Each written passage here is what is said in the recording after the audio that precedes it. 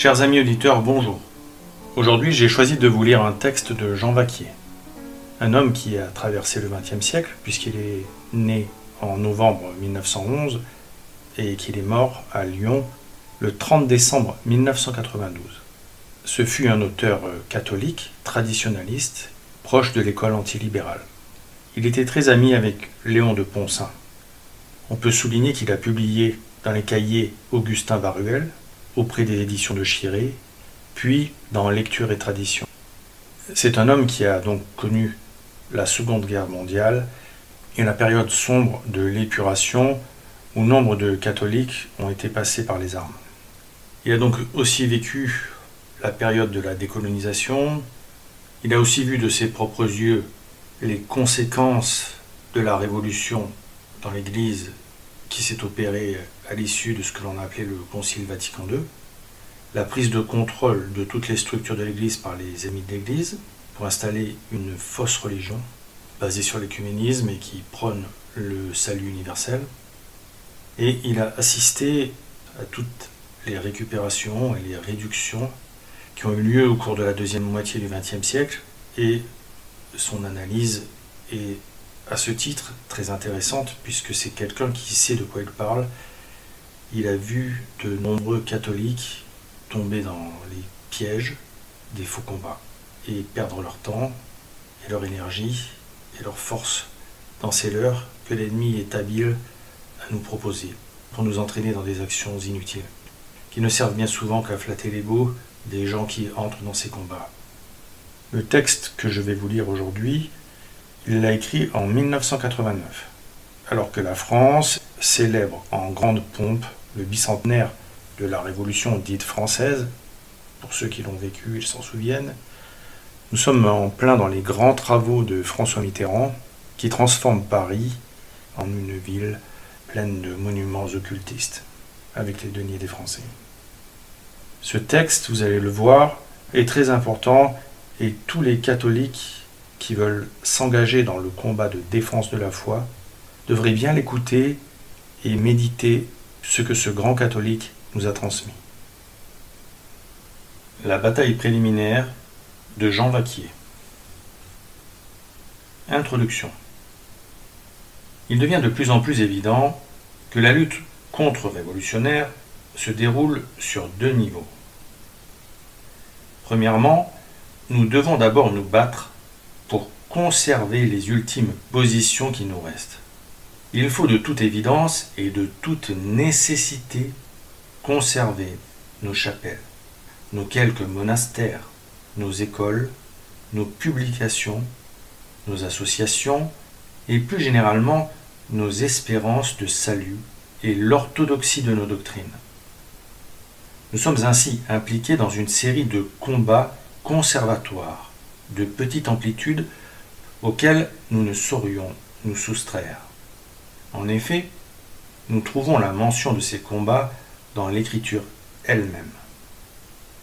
Saint Jean l'évangéliste, sous la dictée de celui qui a les 7 esprits de Dieu et les 7 étoiles, c'est-à-dire sous la dictée de notre Seigneur, s'adresse à l'ange de l'église de Sardes en disant « Esto vigilens et confirmas etera, quae moritura erant », ce qui signifie « Sois vigilant et maintiens les restes qui allaient périr ». Apocalypse chapitre 3, verset 2. L'église de Sardes, nous le savons, correspond à notre temps. C'est donc à nous que s'adresse cette admonestation. Maintiens les restes. Le ciel attend de nous cette sauvegarde des restes. Elle formule notre mission. Elle constitue notre combat contre-révolutionnaire quotidien. Telle est la bataille inférieure. C'est une bataille défensive, une bataille de maintenance. Deuxièmement, mais au-dessus de ces innombrables engagements conservatoires, une bataille plus importante encore a commencé, dont l'objectif est la mutation du pouvoir. Je régnerai malgré mes ennemis. Qui d'entre nous aurait oublié cette promesse laconique, mais formelle, que notre Seigneur Jésus a fait à Sainte Marguerite Marie en 1689. À elle seule, elle pourrait nous suffire. Mais elle a été renouvelée au cours des XIXe et XXe siècles à un grand nombre de mystiques, en particulier à Madame Royer. Et quand on songe que le serment résulte de la répétition de la promesse, on peut affirmer que le règne du Sacré-Cœur nous a été promis avec serment. Nous pouvons donc être assurés qu'aujourd'hui, notre Seigneur opère mystérieusement, selon sa manière habituelle, en vue d'extirper le pouvoir de la bête et d'instaurer son règne propre. Ce mystérieux combat, dont il est l'agent essentiel, constitue la bataille supérieure, celle de l'objectif principal. Ces deux batailles répondent l'une et l'autre à la volonté divine. On comprend que nous ne puissions les éluder ni l'une ni l'autre. Elles sont entremêlées parce qu'elles sont soutenues l'une et l'autre par les mêmes combattants, lesquels ont ainsi deux luttes différentes à mener. Il est de la première importance de distinguer ces deux luttes, puisqu'elles n'ont pas le même objectif et que par conséquent, elles ne sont pas susceptibles de la même stratégie. En particulier, la part qui revient à Dieu et celle qui revient aux hommes diffèrent grandement entre l'une et l'autre bataille. Les incompréhensions que l'on constate entre les chefs de groupe proviennent de ce que la plupart ne voient qu'un seul et même combat et confondent les objectifs secondaires, qui sont ceux de la bataille inférieure, avec l'objectif principal, qui est celui de la bataille supérieure. Ce sont précisément les stratégies respectives de ces deux affrontements superposés que nous voudrions examiner d'un peu plus près. Chapitre 1. La bataille inférieure. Comment conduire la bataille de la maintenance? Elle présente, du fait de ses racines historiques, un certain nombre de particularités d'où découlent, pour les chefs de groupe, des servitudes tactiques. Ils ne peuvent pas se livrer à n'importe quelles actions. Leurs initiatives sont circonscrites dans certaines limites, servitudes et limites que nous évoquerons en 4 paragraphes. Premièrement, le dynamisme réactionnaire fondamental. Les véritables forces vives de la France ont toujours été anti-révolutionnaires. Le don initial qui a été fait à notre pays, c'est la monarchie chrétienne. La République laïque est un châtiment entraîné par les péchés du peuple. La tendance spontanée de la France ne va pas à la République, mais à la restauration. Notre nation désire notamment revenir au don initial. Tel est son dynamisme fondamental. Ce rejet instinctif de la Révolution est particulièrement sensible aujourd'hui. Nous assistons incontestablement à une renaissance des forces vives, de sorte que beaucoup de traditionalistes, constatant la remontée du potentiel réactionnaire, se croient suffisamment puissants pour affronter, avec de sérieuses chances de succès, des épreuves de force qui les opposeraient au pouvoir révolutionnaire. Et il faut reconnaître que, dans l'absolu, ils ont raison, car la réaction élémentaire de la nation, quand on la considère isolément, est un phénomène puissant et particulièrement actuel. Cependant, aux antipodes de ce courant fondamental, l'adversaire a tissé un réseau serré de contraintes révolutionnaires qui est totalement artificiel, mais qui s'impose d'une manière absolue. Le pouvoir légal appartient à ce réseau, et a fortiori le pouvoir occulte qui en est l'inspirateur bien connu. L'habileté de nos politiciens, qui est considérable, consiste essentiellement à faire voter la France à l'opposé de son dynamisme fondamental. C'est là le plus clair de leur travail, et on le déclare admirable. La France est comme une monture dominée par un cavalier qui ne travaille qu'à l'exténuer. Elle n'a plus la force de le désarçonner. Bref, l'énergie réactionnaire, toujours renaissante de notre pays, est sans cesse neutralisée, annulée et inversée. Les nouvelles générations anti-révolutionnaires sont fauchées à mesure qu'elles sortent de terre. Et la France chemine d'épuration en épuration. Le pouvoir de la bête, bien qu'essentiellement utopique, de par sa nature, est devenu en fait irréversible. L'actuelle poussée du dynamisme réactionnaire ne doit pas nous faire illusion. Elle subira le même sort que les précédents. On lui prépare une nouvelle épuration. Telle est la première particularité de la bataille inférieure, à savoir qu'elle est livrée par une minorité, vigoureuse bien sûr, mais humainement impuissante. Il est bon que les chefs des groupes prennent conscience de cette première difficulté. Le dynamisme réactionnaire fondamental est réel, mais il est neutralisé par un dispositif révolutionnaire pratiquement insurmontable. Deuxièmement, la mauvaise position juridique. Les traditionalistes ont conscience de défendre les droits de Dieu en face du pouvoir de la bête. Ils puisent là leur ardeur et leur confiance, mais ils s'imaginent trop facilement que cette position de principe leur donne, sur l'État laïque, une prééminence juridique. Ils descendent dans la rue, en brandissant le décalogue et l'évangile et en accusant l'État de les avoir violés.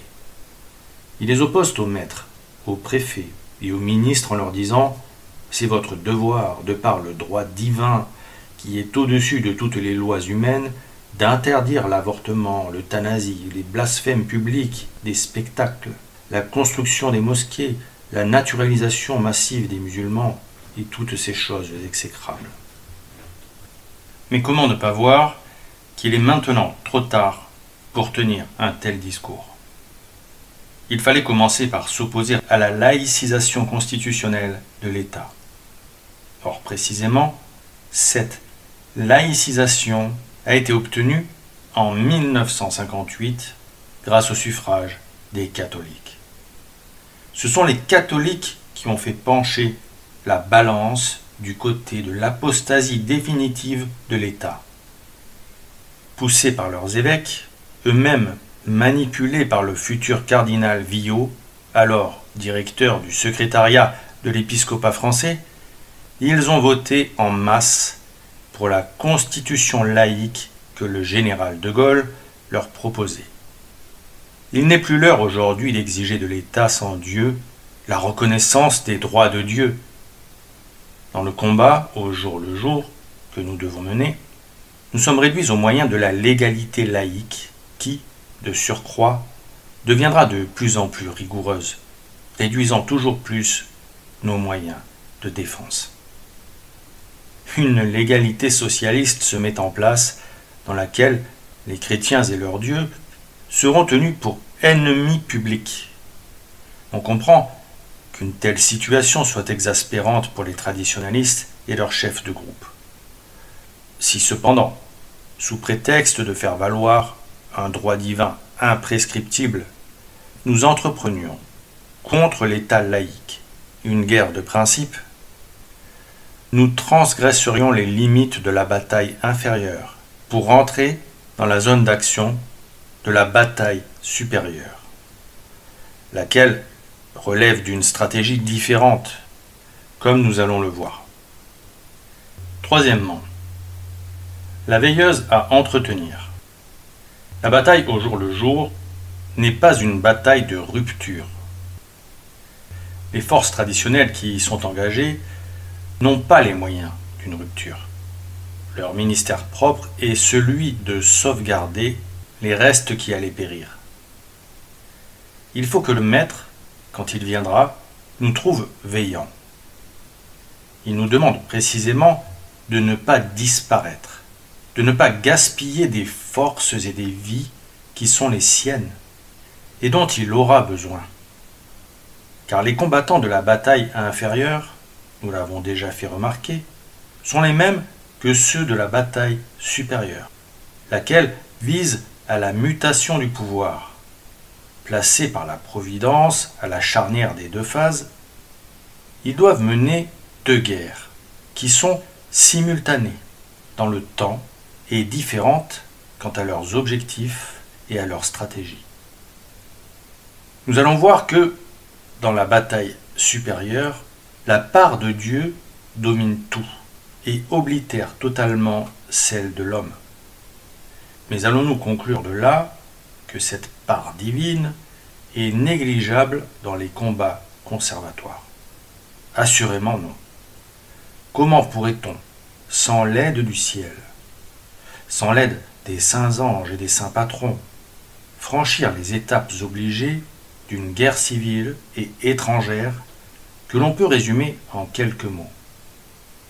Provocation, déstabilisation, otages, représailles, délation, tribunaux populaires, tribunaux clandestins, terreur politique, vengeance personnelle, inflation, banqueroute, anarchie. L'une des conditions essentielles pour maintenir, ne serait-ce qu'une humble veilleuse, au cours de cette période complexe et sévère, c'est la constante élévation de l'esprit vers le ciel, pour en obtenir à chaque instant les protections indispensables. La part de Dieu n'est donc pas négligeable dans les luttes de la maintenance. Quatrièmement, une stratégie de prudence. Concernant la conduite de la bataille conservatoire, deux remarques préliminaires s'imposent. Petit a, cette bataille ne vise que des objectifs secondaires. Petit b, aucune assistance divine exceptionnelle ne lui est promise. Par conséquent, la bataille inférieure doit être conduite selon les procédés habituels du gouvernement humain. C'est saint Thomas, si notre souvenir ne nous trompe pas, qui va nous indiquer l'essentiel de cette conduite. On raconte qu'un soir, il arriva pour passer la nuit dans un monastère où l'on procédait à l'élection de l'abbé. Nous avons élu le plus savant, lui dit-on. Saint Thomas objecta. Si c'est le plus savant, qu'il enseigne. Les moines recommencèrent l'élection. Nous avons cette fois élu le plus pieux. Si c'est le plus pieux, dit-il, qu'il prie. On recommence une troisième fois. Nous avons élu le plus prudent. Si c'est le plus prudent, qu'il gouverne. La bataille conservatoire doit être menée avec prudence. Or, le même saint Thomas, en un autre passage, accepte, dans le cas où le peuple est gravement tyrannisé, l'éventualité d'une révolte à un certain nombre de conditions qui se résument en ceci. Il faut que le remède, c'est-à-dire la révolte, ne soit pas pire que le mal, c'est-à-dire la tyrannie. Si la révolte entraîne plus d'inconvénients que d'avantages, elle dépasse les limites de la prudence et on doit éviter d'y recourir pour ne pas aggraver la situation. L'activité conservatoire peut, à certains moments, exiger des coups d'audace. Le combat des traditionalistes en fournit déjà quelques mémorables exemples et il est vraisemblable qu'il en fournira d'autres. Nous disons seulement que ces coups d'audace ne doivent pas être des coups de tête et des coups de dés que l'on tente à la légère. Ils doivent comporter un fond de réflexion et de prudence. C'est absolument incontestable. C'est une chose que la vertu de force qui siège dans l'âme. Et c'en est une autre bien différente que la force physique. À quoi nous sert d'avoir l'âme pleine de force morale si nous n'avons, au bout des bras, aucune force matérielle à mettre en œuvre? La vertu de force ne nous donne pas à elle seule le pouvoir d'intervenir. Quand l'adversaire est au maximum de sa puissance et qu'il prépare une nouvelle épuration, le simple bon sens exige que l'on recommande non pas l'inaction certes, mais tout de même la prudence. Conclusion. Nous venons de marquer la différence entre, d'une part, les objectifs secondaires, à savoir la maintenance des ultimes positions traditionnelles qui constituent l'enjeu de la bataille inférieure, et d'autre part, l'objectif principal, à savoir l'extirpation du pouvoir de la bête qui est l'enjeu de la bataille supérieure. Beaucoup ne voudront pas admettre cette distinction. Ils diront, et ils disent déjà, il n'y a pas deux batailles, il n'y en a qu'une. La mutation du pouvoir ne peut résulter que de la succession des petites victoires élémentaires du combat au jour le jour. Cette mutation est une affaire de longue haleine. Notre remontée ne peut être que très lente. Il est utopique d'escompter un dénouement brusqué. Les chefs de groupe qui raisonnent ainsi vont faire porter leur effort principal sur les objectifs secondaires, ceux précisément devant lesquels nos adversaires les attendent, forts de leur légalité socialiste. Nos adversaires, en effet, chercheront, comme ils le font d'ordinaire, à nous faire perdre notre sang-froid et à nous entraîner dans la violence, et il est vraisemblable qu'ils y réussiront, en partie tout au moins, faisant tomber ainsi de grands pans de la défense traditionnelle. Madame Royer, apôtre de la dévotion au Sacré-Cœur et âme privilégiée, écrit prophétiquement. Les Français en arriveront aux confins du désespoir. Cette expression montre bien qu'elle n'envisage pas une lente remontée, mais une succession d'échecs. Tel est le pronostic, fort pessimiste, il est vrai, que l'on peut faire quant à la bataille inférieure. Nous allons voir qu'il n'en est pas de même en ce qui concerne la bataille supérieure à laquelle nous arrivons maintenant. Chapitre 2. La bataille supérieure. Premièrement, un double objectif. La bataille supérieure se propose un double objectif: l'extirpation du pouvoir de la bête, la restauration du pouvoir de droit divin. Or, ce double objectif est radicalement impossible à atteindre pour la minorité réactionnaire actuellement subsistante, neutralisée qu'elle est par l'appareil maçonnique. Et cependant, nous savons, grâce aux promesses qui ont été faites par le Sacré-Cœur à Sainte Marguerite Marie et à tant d'autres âmes privilégiées, que cette bataille se déroule déjà invisiblement et qu'elle progresse inexorablement vers la finalité victorieuse qui lui est réservée. Que savons-nous sur le déroulement probable de cette bataille? Nous savons à coup sûr deux choses. Petit a, elle est menée par la même minorité sur laquelle pèse déjà la bataille inférieure. Petit b, elle se terminera par un miracle de résurrection. Nous allons examiner en 2 paragraphes la place et le rôle respectif de cette minorité et de ce miracle. Petit a, le petit nombre. Ceux qui comprennent le plan de Dieu et qui s'appliquent à y correspondre forment, on en conviendra, ce petit nombre auquel Notre-Dame de la Salette fait appel quand elle dit « Combattez, enfants de lumière, vous, petit nombre, qui y voyez ». Quelle est dans l'ordre surnaturel la signification de cette minorité et que peut-on en attendre dans notre combat terrestre? Dieu se réserve toujours un petit nombre, chez qui il met la foi comme en réserve. Souvent même, c'est à un seul homme qu'il la confie. Par exemple, Moïse n'avait que son bâton et sa foi pour faire sortir les Hébreux d'Égypte. De même, David n'avait que sa fronde et sa foi pour vaincre Goliath. De même encore, au temps de l'incarnation, une seule famille était parfaite, la Sainte Famille, dont le chef était Saint Joseph. Cette réserve de foi étant constituée, Dieu n'intervient en personne qu'à la dernière minute, quand tout espoir humain est perdu. Il est bien évident qu'un sauveur ne sauve que quand tout est perdu. Pour que le déploiement de la puissance divine soit manifeste, il faut que la réserve de foi ne soit plus qu'un rien. c'est-à-dire très peu de choses. Mais il ne faut pas que la réserve de foi ait complètement disparu.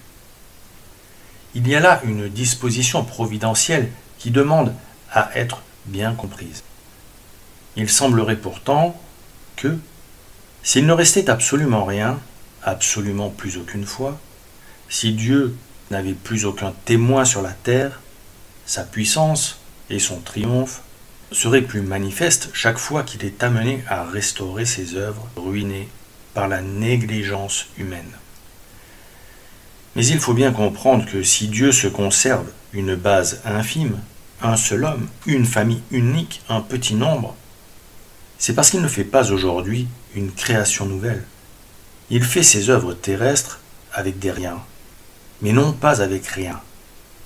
Il opère avec des petits restes, c'est-à-dire avec des choses négligeables, avec des riens qui rappellent le néant, dont il a tiré la création, mais des riens qui ne sont cependant pas le néant. Tel est le rôle surnaturel du petit nombre, évoqué par Notre-Dame de la Salette. Un reste infime dont Dieu entend se servir pour restaurer ce qui a été aboli. Quelle est maintenant sa valeur dans le combat terrestre? Et tout d'abord, peut-on lui assigner un niveau quantitatif? Le petit nombre dont nous parlons, c'est tout simplement une minorité que Dieu constitue lui-même et dont il augmente ou restreint le nombre comme il lui convient.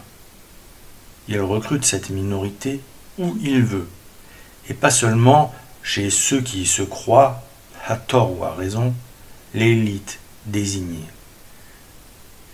Cette minorité doit-elle s'interdire tout prosélytisme afin de rester minorité close? Une telle restriction serait impossible à réaliser, et elle ne serait d'ailleurs pas souhaitable. Un prosélytisme modéré est nécessaire. Il est révélateur d'une saine vitalité. Il faut seulement qu'il reste un prosélytisme de détection, se réduisant à découvrir des âmes déjà providentiellement préparées, des âmes en harmonie préétablie. Il dépasserait ses limites normales s'il se transformait en propagande tapageuse avec des moyens médiatiques.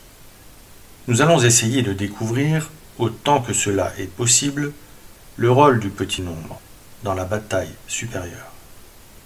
Mais nous comprendrons d'autant mieux ce rôle que nous aurons examiné d'abord dans quelles conditions pourrait intervenir le miracle de la résurrection que le petit nombre doit précisément appeler de ses voeux. Petit b, un miracle de résurrection. Quand on fait la synthèse des prophéties privées dont les archives religieuses ont conservé les traces depuis les origines de la France chrétienne, on est vite convaincu que nous sommes en droit d'attendre, en faveur de l'ancienne monarchie aujourd'hui détruite, une intervention divine que l'on peut bien nommer un miracle de résurrection. Qui donc est ainsi promise à la résurrection? C'est d'abord la royauté abolie depuis 200 ans. Mais c'est également la France qui, privée de son chef, c'est-à-dire de sa tête, est morte à la grâce en tant que nation.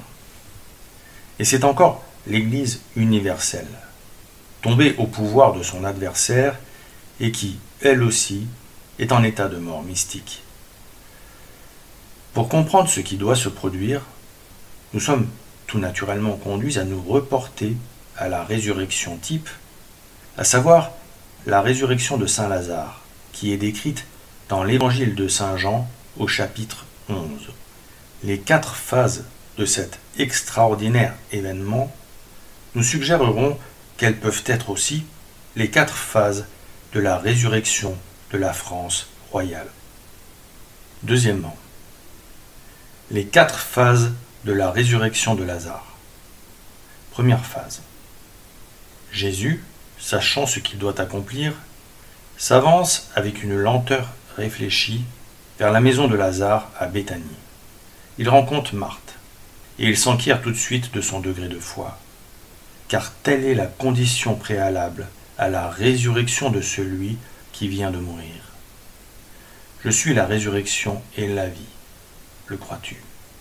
Et Marthe répond, « Oui, Seigneur, je crois que vous êtes le Christ, le Fils de Dieu qui venait dans le monde. » Et elle croit cela non point par adhésion à une doctrine magistrale, qui n'existe pas encore, mais elle y croit de foi humaine, comme Charles VII croira aux voix de Jeanne d'Arc. Cette absence de scepticisme chez Marthe, cette confiance, ouvre la voie à l'exercice de la puissance divine. Deuxième phase. Jésus donc, frémissant de nouveau en lui-même, s'approche du tombeau. C'était un caveau et une pierre était roulée devant l'ouverture pour l'obstruer. Jésus dit « Tolite lapidem » ôtez la pierre. Ce travail, en effet, n'incombe pas à Dieu, puisqu'il est à la portée de la force humaine. C'est pourquoi le Verbe incarné ne s'en charge pas. Nous remarquons aussi que la pierre est un obstacle entre Jésus et le cadavre qu'il s'agit de ramener à la vie. Nous verrons plus loin quelle est, dans l'optique particulière de notre interprétation, la signification de cet obstacle. Troisième phase. C'est la phase essentielle. Jésus crie d'une voix forte « Lazare, veni foras » Lazare, viens dehors. Il fait ce que seul un Dieu peut faire, ressusciter un mort. Nous retrouverons cette phase essentielle dans le processus de restauration. Quatrième phase. Le mort sortit du tombeau, lié de bandelettes aux pieds et aux mains, et son visage était enveloppé d'un suaire. Jésus leur dit « Solvite eum et sinite abire » déliez-le et laissez-le aller. Ce sont de nouveau les hommes qui opèrent, parce que le déliement des bandelettes est un travail qui ne nécessite pas l'intervention de la divinité. Telles sont les 4 phases de la résurrection type, ego credidi, tolite lapidem, veni foras et solvite eum. On éclaire les événements que nous attendons et on les rend plus intelligibles quand on leur applique cette quadruple distinction. C'est ce que nous allons faire dans un instant. On avait assisté à un épisode moins éclatant, mais d'une signification analogue, quand Jésus avait ressuscité la fille de Jaïr, une fillette de 12 ans. Or, l'ayant prise par la main, il dit à voix haute « Enfant, réveille-toi ». Et son esprit lui revint, et elle se leva aussitôt. Et il prescrivit qu'on lui donnât à manger. Saint Luc, chapitre 8, versets 54 et 55. Là aussi, on observe l'opération divine de la résurrection d'abord. Puis, ensuite seulement, les hommes font ce qui leur incombe, donner à manger à l'enfant ressuscité. Dans ce miracle, le travail de donner à manger à la fillette correspond, pour la résurrection de Lazare, au travail de déliement des bandelettes. Troisièmement, les 4 phases de la restauration. Ego credidi. Nous n'éviterons pas l'épreuve préalable de la confiance. Croyons-nous Jésus capable de restaurer la monarchie qu'il a lui-même fondée à Reims autrefois? Beaucoup aujourd'hui n'y croient pas, mais il se trouvera toujours un petit nombre pour y croire. Sur eux repose la responsabilité, non pas d'opérer la restauration, mais de la rendre possible et de lui ouvrir la voie. Pour ouvrir cette voie, il faut commencer par croire à la puissance et à la miséricorde du Seigneur. Omnipotens et misericors Dominus.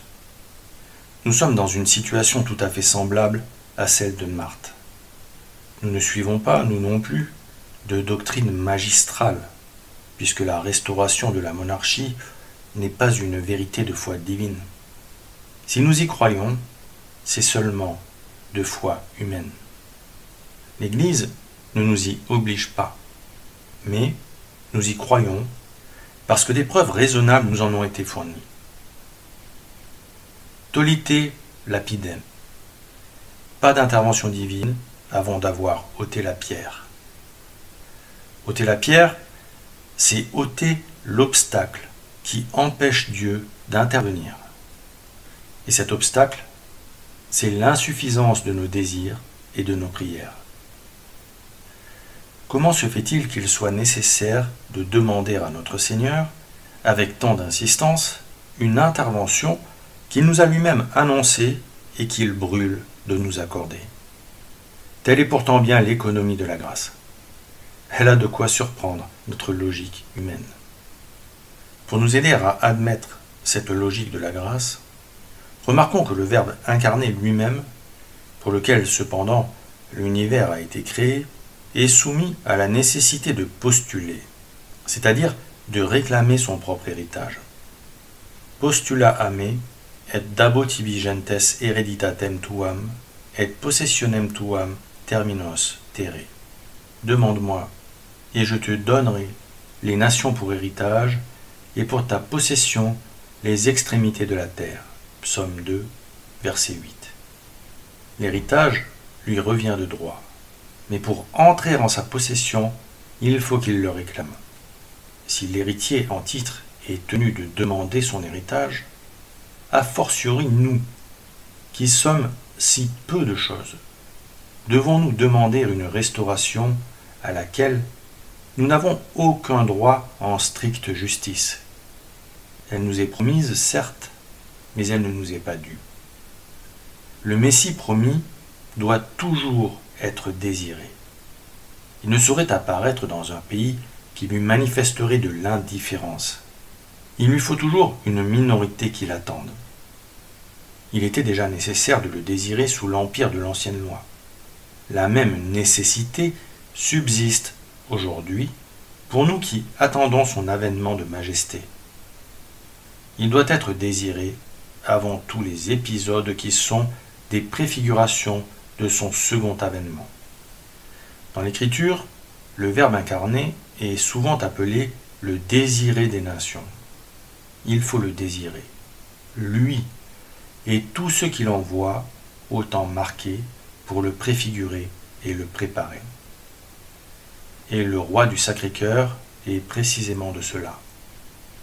Notre Seigneur nous convie ainsi à un véritable ministère du désir. Il nous donne de participer, selon notre rang, au gouvernement providentiel sur la chrétienté en perdition. Quelle activité ce ministère va-t-il exiger de nous? Pour ouvrir la voie à l'intervention divine, il faut que la somme des désirs ait atteint la mesure comble. Ôter la pierre, c'est supprimer l'obstacle entre Jésus et le cadavre. C'est donc aussi combler la mesure des désirs et permettre à l'action divine de s'exercer. Lazare veni foras. Pas de restauration possible sans une intervention divine. Il n'y a aucun moyen humain de ressusciter ni un cadavre de 4 jours, ni une monarchie abolie depuis 200 ans et exécrée par une société secrète mondialement organisée. Nous devons être bien persuadés que la résurrection que nous attendons est l'œuvre de Dieu d'abord. Elle est destinée à procurer la gloire de Dieu, comme c'était déjà le cas pour la résurrection de Lazare. Cette maladie n'est pas à la mort, mais pour la gloire de Dieu, afin que le Fils de Dieu en soit glorifié. Saint Jean, chapitre 9, verset 4. Or, Dieu est jaloux de sa gloire. Gloriam meam alteri non dabo. Je ne donnerai pas ma gloire à un autre. Ou encore dans le Deutéronome. Je suis le Seigneur ton Dieu, fort et jaloux. Dieu se réserve la gloire de la résurrection. En conséquence, nous devons nous effacer devant lui, afin de ne rien lui ravir de sa gloire. Solvite eum. Après l'action de Dieu, viendra la nôtre. Car la nôtre viendra aussi, mais seulement après. Comme le déliement des bandelettes de Lazare, et comme le repas donné à la fille de Jaïr. Qu'aurons-nous à faire alors? Sans doute beaucoup de choses. Il est même vraisemblable que la moisson sera abondante et qu'il y aura peu d'ouvriers. Mais les tâches d'alors Nous ne pouvons pas les connaître maintenant. Elles sont enfermées dans les secrets de l'avenir. Le texte dit seulement « laissez-le aller ». Cette expression sous-entend que Dieu donnera au roi du Sacré-Cœur une inspiration en rapport avec des circonstances nouvelles. Nous n'aurons qu'à nous laisser guider. Bref, la bataille supérieure, celle qui a pour objectif la mutation du pouvoir, est livrée par notre Seigneur seul. C'est son œuvre personnelle. Et d'ailleurs, par qui d'autre pourrait-elle être exécutée? En effet, il s'agit d'abord d'enlever son pouvoir à la bête, contre laquelle l'homme est impuissant. Il faut en même temps procéder comme à la seconde fondation d'une monarchie de droit divin. Toutes choses qui ne peuvent être opérées que par Dieu. Toutefois, le divin maître, nous l'avons vu, entend que le petit nombre intervienne pour ôter l'obstacle qui s'oppose à l'action divine et même, dans une certaine mesure, pour la déclencher. Nous avons donné le nom de bataille préliminaire à tout ce travail préparatoire. Ce travail est un véritable combat, parce qu'il y a une hostilité générale à vaincre. C'est une phase préparatoire que nous voudrions maintenant approfondir autant qu'il est possible. Chapitre 3. La bataille préliminaire. Notre analyse nous a finalement permis de distinguer 3 batailles superposées. Celle de la maintenance, qui se situe à la base et que nous avons pour cela appelée inférieure, celle de la supplication, que nous appelons préliminaire, puisqu'elle ouvre la voie, et enfin celle de la mutation, qui vise l'objectif principal et qui est de compétence exclusivement divine. C'est la bataille du désir et de la supplication qui va nous intéresser maintenant, dans cette 3e et dernière partie. À qui incombe-t-elle et quels vont en être les combattants? Elle incombe à cette minorité qui assume en même temps la maintenance. Il faut être homme d'action pour assurer la maintenance et homme d'oraison pour participer à la supplication. Ces 2 attitudes sont difficiles à concilier, convenons-en. Nous avons déjà noté cette caractéristique qui est essentielle sur le plan psychologique, car elle explique les divergences dans l'appréciation des priorités. Que faut-il privilégier, l'action ou la prière? C'est un problème que nous ne pouvons pas éluder. Nous n'y pouvons rien. La situation est telle qu'il se déroule, en ce moment, un combat terrestre retardateur, en même temps qu'un combat céleste préparatoire. Et ce sont les mêmes hommes qui sont mêlés aux 2 combats. Ce problème de la cohabitation de l'actif et de l'orant dans le même combattant est résolu quand on se souvient qu'il y a un temps pour tout. Un temps pour l'oraison qui doit précéder et un temps pour l'action qui doit suivre. Un temps pour la vie cachée et un temps pour la vie publique. Ce qui est certain, c'est que le combat de la supplication est réservé au petit nombre, qui conserve la foi. Et non seulement la foi dans les vérités du dogme, mais aussi la confiance dans les promesses de restauration. Cette confiance est nécessaire, puisque le but de la supplication est précisément d'obtenir la réalisation de ces promesses. Voyons maintenant contre qui est dirigée cette bataille préliminaire. Si étrange que cela paraisse, elle est dirigée contre Dieu. Il faut faire l'assaut du ciel. C'est Dieu qu'il s'agit de fléchir. Et c'est Dieu lui-même qui nous a donné des armes contre lui. Ces armes sont la prière, à laquelle il faut ajouter la pénitence, qui donne des ailes à la prière. Par elle, les obstacles sont levés. La pierre du tombeau est ôtée, et la décision divine de faire miséricorde est enfin prise. Or, nous observons précisément que cette décision divine se fait attendre. L'époux tarde à venir. Toutes les œuvres de Jésus-Christ sur la terre, les ecclésiastiques comme les temporelles, sont rongés de l'intérieur. Il n'en subsiste plus que les apparences, et pourtant Dieu ne donne pas, pour l'heure, de signes d'indignation manifeste. C'est donc que la somme des désirs n'a pas atteint la mesure comble.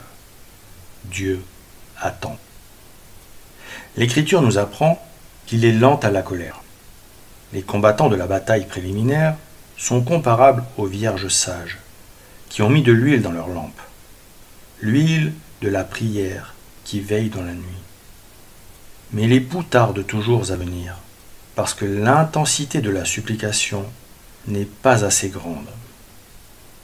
Il y a là un grave défaut à corriger. Nous convenons volontiers qu'il faut prier, mais nous ne le faisons pas, du moins pas avec l'intensité qu'il serait nécessaire. L'Église nous fait répéter chaque matin, au pied de l'autel, l'invocation « Et clamor meus ad te veniat ». Il faut en effet que notre âme pousse une véritable clameur. Une clameur collective peut-être un jour, mais à coup sûr, une clameur individuelle aujourd'hui. Or, nous en sommes encore loin. Nous en restons à un désir tiède. Et sous ce rapport, nous participons à la léthargie spirituelle générale. Pour percer la voûte des cieux et en faire descendre la puissance et la miséricorde divine, nous ne serons pas mieux traités que le Maître. Or, c'est le cri poussé par notre Seigneur avant de rendre l'Esprit qui a percé la voûte des cieux et en a fait descendre le Saint-Esprit 50 jours plus tard. Et ce cri lui a été arraché par la douleur. Il est à craindre que notre clameur n'atteigne l'intensité suffisante que quand elle nous sera arrachée par la douleur. Cependant, ne craignons rien. Gardons confiance. Les grâces nécessaires accompagnent toujours les épreuves. L'état d'extrême angoisse dans lequel nous sommes quant à la ruine envahissante de toutes les œuvres terrestres de notre Seigneur Jésus-Christ engendre une véritable spiritualité, c'est-à-dire une forme particulière de piété, car notre âme est occupée uniquement par cette angoisse qui efface et surpasse tous les autres sentiments.